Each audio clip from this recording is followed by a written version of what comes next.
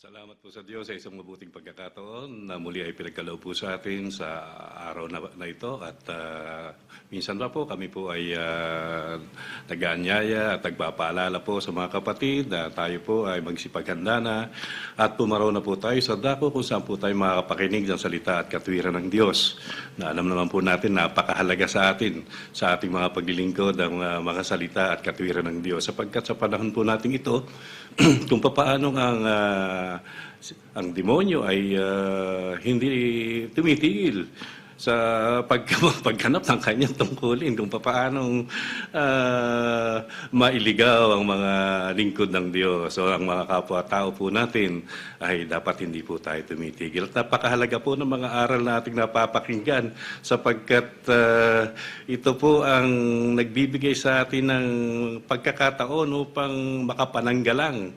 At meron po tayong kasangkapan upang tayo ay depensa at opensa ang pinagkakaloob sa atin ng Panginoon upang sa ganun sa panahon ng matinding pakikibaka, meron tayong shield of faith, and then meron tayong tabak na siyang ating magiging kasangkapan upang sa ganun sa mga panahon, lalo na po sa panahon nating ito, mga kapatid, ay talaga namang nariyan sila iikot-ikot lang sa ating paligid at bubulong-bulong mga kapatid. Kaya napakahalaga po nito mga kapatid, yung depensa at yung opensa na ipinagkaloob at ipinagkatiwala sa atin ng Panginoon. Basahin nga po natin sa isang talata ng Biblia.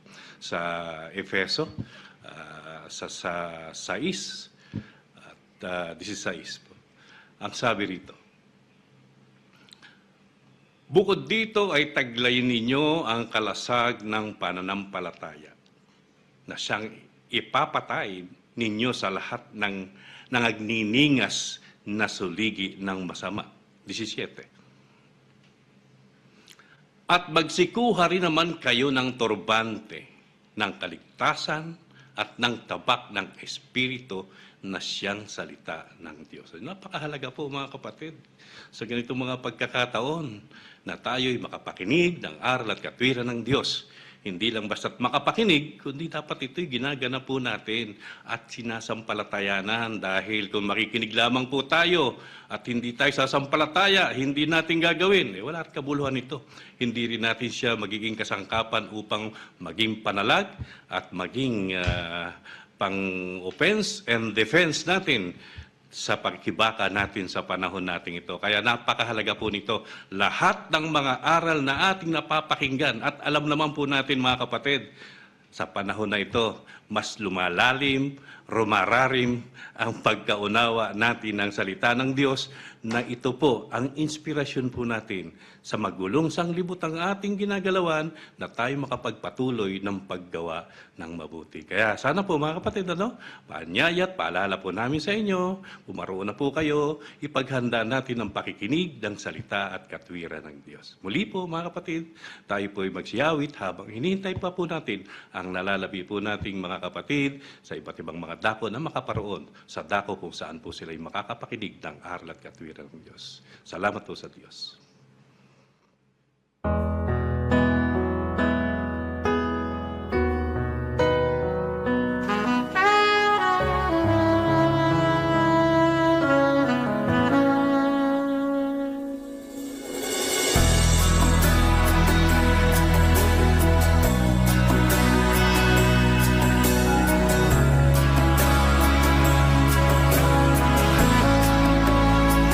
Meio à tempestade, tu és meu refúgio.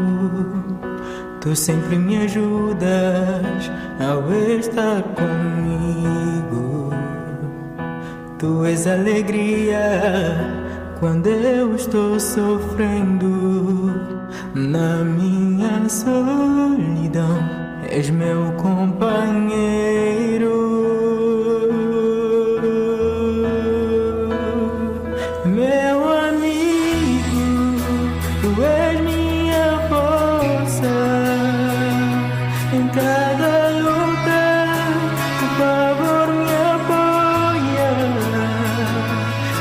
Confiar sem sombra de dúvida. verdadeira riqueza. A alegria em ti jamais cessará. No paraíso a vida é infinita. És a esperança do coração que é eterna. Por isso eu sei, nunca me deixará.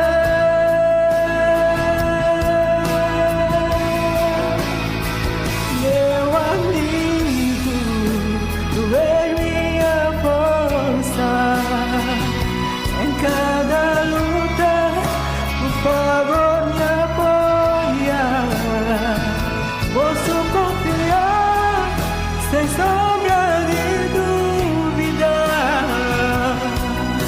Jesus, meu amigo na vida.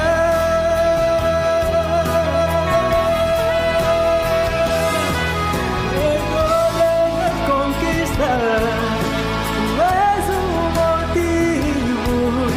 Em todas minhas falhas, tu tens me ajudado. No coração tu és a riqueza. Amigo tu és, até na vida terra. Meu amigo, tu és minha força. Em cada luta, por favor me apoia. Posso confiar sem sombra de dúvida. Jesus, a verdadeira riqueza.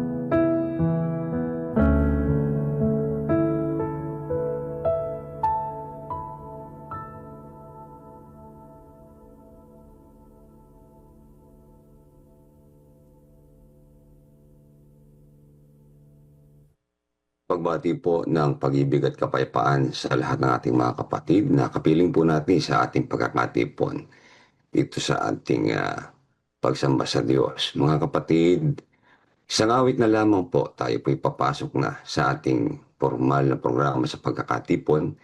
Kaya maghanda na po tayo na sama-sama tayong makipagkaisa ng pananampalataya na ginagawa ng isang katawan. Para na sa ganon, yung ating pong pananampalataya ay maging mabisa. Gaya po ng sinasabi sa Pilimon sa 1 at 6 na binabanggit po ni Pablo. Upang ang pakipagkaisa ng iyong pananampalataya ay maging mabisa. Dapat po pala, hindi basta meron lang pananampalataya, kundi yung pananampalataya ay maging mabisa. Para yung pananampalataya natin maging mabisa, dapat ipagkaisa natin ito mga kapatid. Kasi nakasulat naman po sa 4:4, meron pong isang katawan. At doon po sa isang katawan na siyang iglesia at may isang espiritu. Gaya naman ng pagkatawag sa inyo sa isang pag-asa ng pagtawag sa inyo. Sa 5, isang Panginoon, isang pananampalataya. So dapat doon sa isang katawan, nakaisa tayo, ay meron tayong isang pananampalataya. Hindi tayo magkakaiba, hindi magkakawatak-watak. Dapat nagkakaisa. Kaya dapat para tayo, yung pananampalataya natin, maging mabisa, ipagkaisa natin doon sa katawan. Para na sa ganon, yung pananampalatayang yun ang tamang pananampalataya ay mahayag ng mahayag sapagkat doon sinasabi sa Roma 1 at 17, sapagkat dito ang katwiran ng Diyos ay nahahayag mula sa pananampalataya hanggang sa pananampalataya. Pananampalataya yon ng isang katawan, yung nakikipagkaisa na para maging mabisa, doon mahahayag yung katwiran ng Diyos at mahahayag yung pananampalataya hanggang sa pananampalataya. Para na sa ganon, makita natin para maging effective ang ating pananampalataya at pakinabangan ng mga nakikinig, pati ng ating kapwa, pati ng buong sanlibutan. Napakaganda ng ating natutunan sa Juan 17 at 21 upang silang lahat ay maging isa. Na tayo pagka nagkaisa na, nagaya mo Ama sa akin at ako'y sa iyo, na sila na may sumaatin.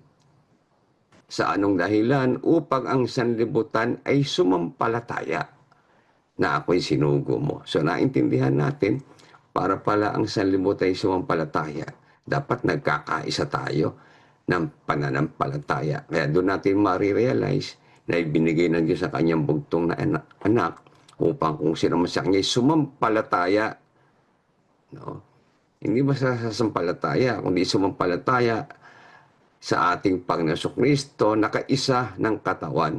Kailangan ng pagkakaisa maipakita sa buong sanlibutan para sumampalataya yung ating mga kapwa-tao. Na sa ganon, madagdagan ang mga maglilingkod po sa Diyos, gaya na nangyari sa gawa sa 2 at 46 hanggang 47. Na sila wika, sabi sa Biblia, sa araw-araw sila ay nagsisipanatiling matibay sa pagkakaisa. Hindi matibay ang pagkakaisa nila. Hindi po pagbabahagi, hindi po kampi-kampi, hindi watak-watak. At sa pagpuputol-putol ng tinapay sa bahay-bahay at nagsisikain sila ng kanilang pagkain na may galak at may katapatan ng puso. Na nangagpupuri sa Diyos at nangagtatamo ng paglingap ng buong bayan at idinaragdag sa kanila ng Panginoon. Araw-araw, yaong nangaliligtas dahil sila po ay nagkakaisa na nagkakatipo sa templo. Araw-araw, kaya nangyayari, dinadagdag sa kanilang Panginoon araw-araw yaong nangaliligtas. Kaya napaka-importante po ng pagkakaisa. Sikapin natin sa ating mga lokal, magkaisa po tayo sa pananampalataya, sa pag-ibig, sa pag-asa, sa pagkakaisang tinuturo ng apostol na si Pablo ng ating Panginoon Kristo at ng ating taga-akay upang maabot natin ang paglaki ng katawan. Kaya sa oras na ito mga kapatid, tayo po'y sama-samang magkaisa sa ating pong gagawing pagkakatipon. At minsan pa, umawit tayo ng isang awitin bago po tayo pumasok sa ating formal na programa, ang awit na awit natin.